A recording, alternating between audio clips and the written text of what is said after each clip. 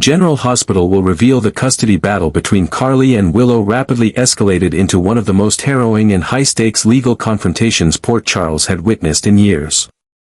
What initially appeared to be a straightforward legal dispute over the guardianship of Wiley and Amelia quickly unraveled into a labyrinth of betrayals, manipulations, psychological warfare. An emotional residue that had been quietly simmering for months within the Corinthos family and their tangled web of alliances. At the heart of the firestorm was not just a courtroom dispute, but a battle for legacy, loyalty, and control, where every move was strategic, every testimony a weapon, and every silence a carefully chosen act of self-preservation or sacrifice. With Michael still undergoing intense medical treatment in a recovery clinic nestled deep within Baden-Baden, Germany, the courtroom drama took on an even darker edge.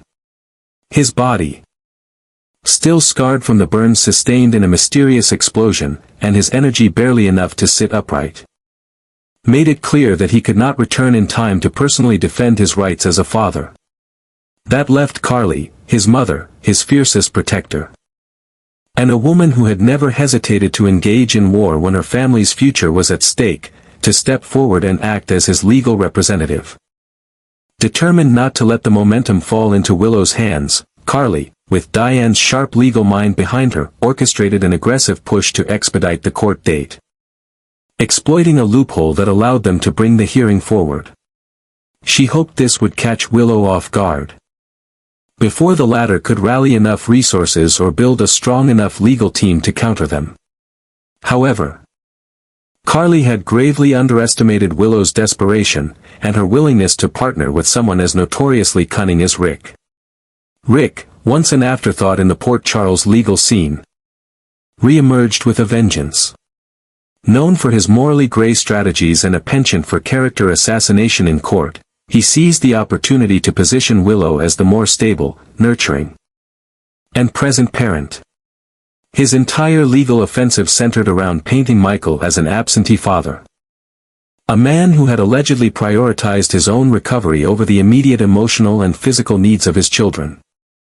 Rick argued that even in the face of incremental healing, Michael had not once made a public attempt to return to his family, nor had he provided concrete proof of preparing a home environment safe for Wiley and Amelia. Willow, emboldened by Rick's rhetorical prowess, entered the courtroom with a polished composure and an air of triumph. To onlookers, she appeared the picture of maternal dedication, resolute, rational, and composed. She believed that with the mounting public scrutiny on Drew, Carly's alliance with him, and Michael's ongoing absence, the scales of justice would finally tilt in her favor. The courtroom itself became a stage of emotional theater, where each side hurled evidence not just to assert legal claims, but to expose personal failings and vulnerabilities. Every detail of Michael's accident, his location in Germany, his silence, his supposed abandonment of his children, all were dissected and laid bare before the judge, painting a somber picture that threatened to unravel his parental credibility. But Carly, far from being defenseless, had anticipated Willow's maneuver. In secret coordination with Jason, who remained a silent observer throughout much of the hearing, she was prepared to unleash a legal countermove so devastating that it would obliterate the fragile image of perfection Willow had so carefully constructed. What was unfolding in that courtroom was more than a custody case, it was a war of narratives. And Carly was about to detonate hers. However, while Willow remained absorbed in leveraging Drew's scandal to cast Carly in a negative light and discredit her fitness as a guardian, a weapon far more devastating than anything she had anticipated was about to be unleashed in the courtroom, one that would change the trajectory of the custody case entirely.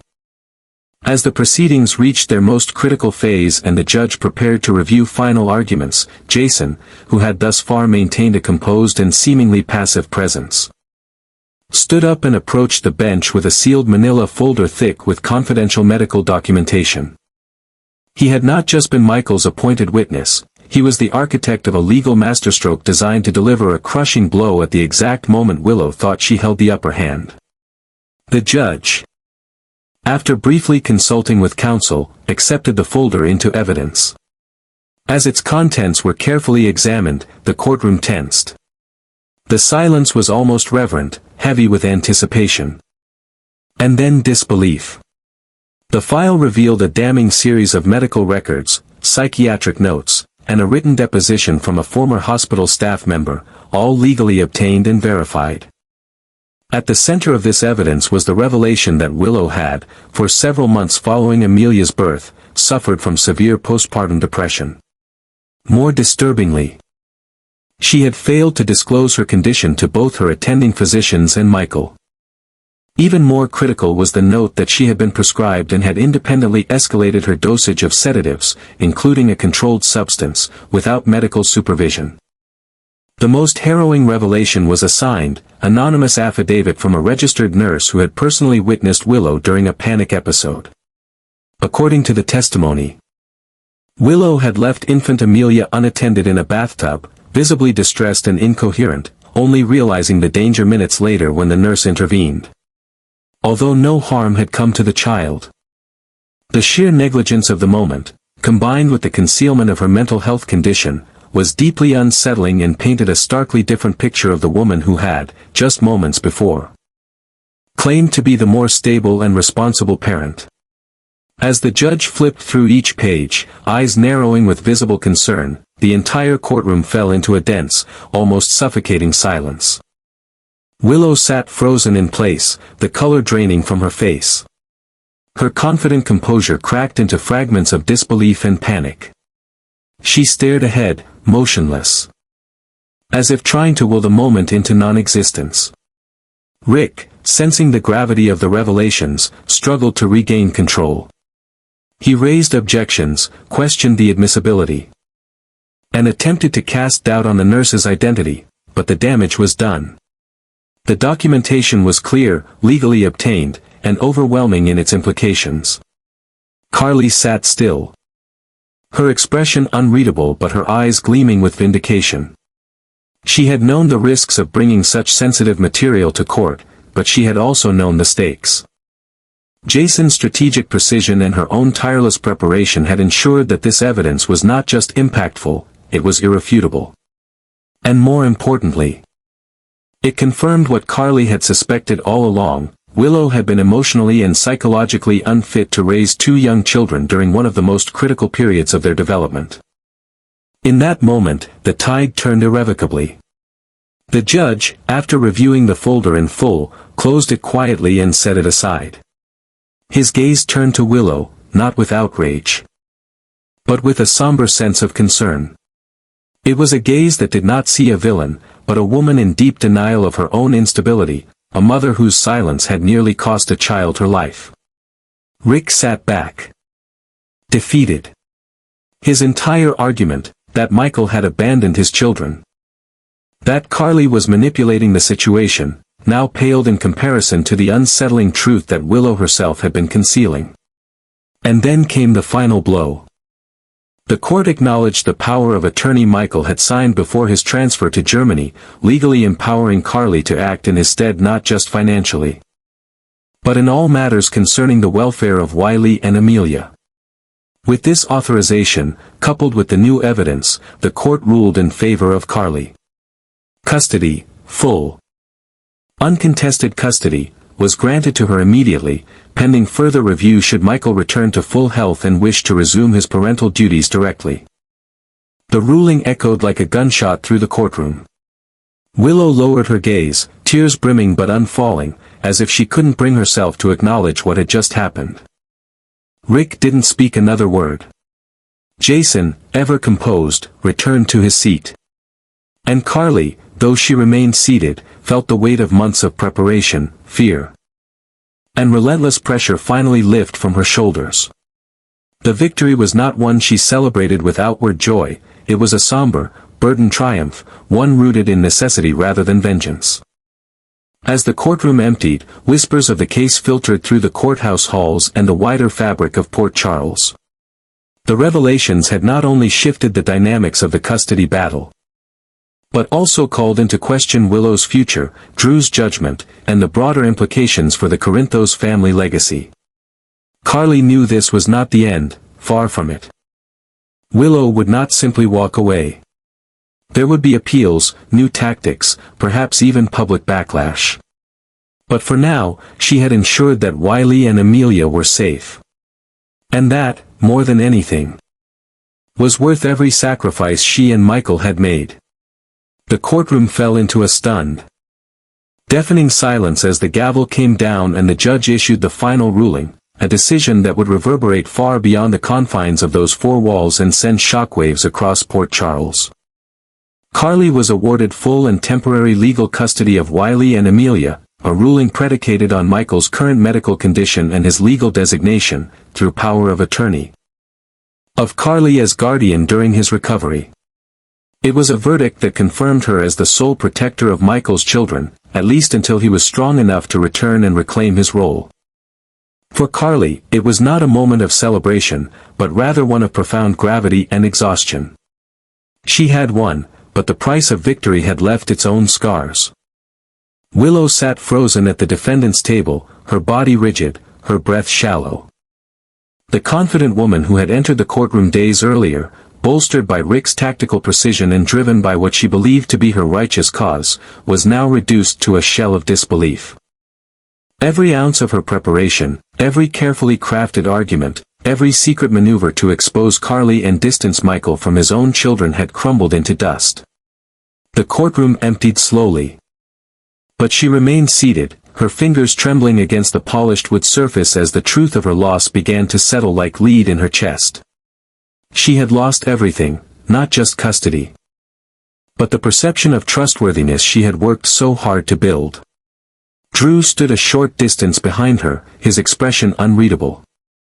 She had expected him to speak up in her defense, to step forward as her partner and protector when the judgment turned against her. But he remained silent. His lips never moved. His hands never reached for hers. It was not indifference, but it was distance, and it stung with an ache more potent than the verdict itself. For Willow, the silence was a second blow. A confirmation that the people she had counted on most were not standing with her when she needed them most. Outside the courtroom, Carly emerged to a flurry of whispers and press murmurs. Flanked by Diane and Jason, she moved with the posture of a seasoned general after a long-fought campaign, stoic, composed, yet carrying the invisible weight of sacrifice. There was no triumphant smile, no boastful declaration. Only the quiet understanding that what she had secured was not just a legal win, but the future of two innocent children, and a son who was thousands of miles away, clinging to hope, recovery, and trust in her. Jason, ever the silent guardian, offered no words of comfort. He didn't need to. Their alliance was not forged in sentiment, but in mutual loyalty and purpose. He had played his role, delivered the evidence, and stood firmly by her side when everything was on the line. And now, with custody granted, the true responsibility began. Raising Wiley and Amelia while shielding them from the chaos that continued to swirl around the Corinthos legacy was no small task. Both Carly and Jason understood that this was not the end of the war, but merely the conclusion of one brutal battle in an ever-expanding conflict.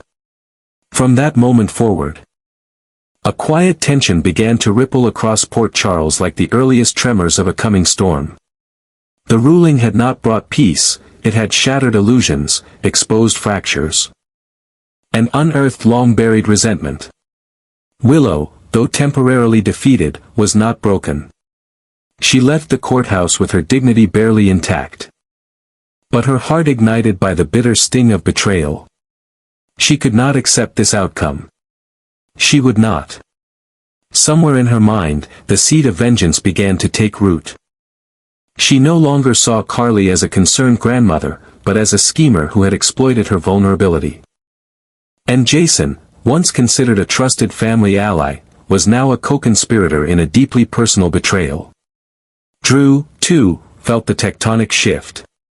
His trust in Carly began to waver, especially as he reviewed in his mind the precision with which she and Jason had orchestrated the final blow in court. Questions began to haunt him. Had Carly and Jason been colluding for weeks? Was this entire legal maneuver just a ruse to sideline both him and Willow from the children's lives, and from the power structure of the Corinthos family altogether? The suspicion gnawed at him. And he found himself revisiting every conversation, every look, every offhand comment that might support the theory that he had been used.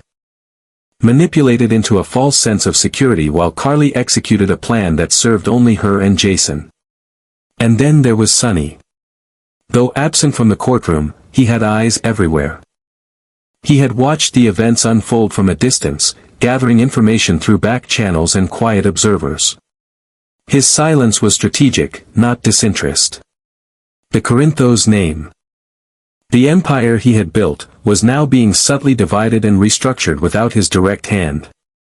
Michael's incapacitation, Carly's sudden legal authority.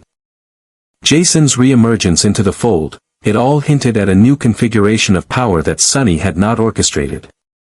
And Sonny did not like being outmaneuvered. Especially not by those who once owed him everything. In the coming days, his next steps would be carefully calculated. Whether it meant reclaiming influence over the children, reasserting control over Jason, or challenging Carly's authority directly, Sonny knew that doing nothing would allow this new alliance to solidify. And that, he could not allow. The victory Carly claimed in court may have been legal, but in Sonny's world, true power was never decided in front of a judge. It was decided in the shadows. Thus, as Port Charles returned to its rhythm, it did so under a new, uneasy order. Carly now held custody of Wiley and Amelia. Willow, humiliated but not defeated, was quietly plotting her next move. Drew, once loyal, had begun to drift toward suspicion and resentment. Jason, for all his stoicism, was now viewed by many as a puppet master operating behind the scenes. And Sonny, ever the king of calculated silence, was preparing for the moment when he would once again take the throne, regardless of who had to fall in the process. And Michael, though still absent, quietly orchestrated everything from afar through letters, recorded video testimonies, and a network of legal and emotional support based in Germany. He understood that in order to secure a safe and stable future for Wiley and Amelia, he had to sacrifice his personal emotions, even if it meant allowing Carly to temporarily assume the role of mother. Knowing full well that such a move would likely cause Willow to resent him for the rest of her life. To the public, Carly had accomplished the unthinkable. But for those within the inner circle, it was only the beginning of a prolonged war, one where emotional wounds, betrayals, and an insatiable hunger for control would continue to erupt in the days ahead.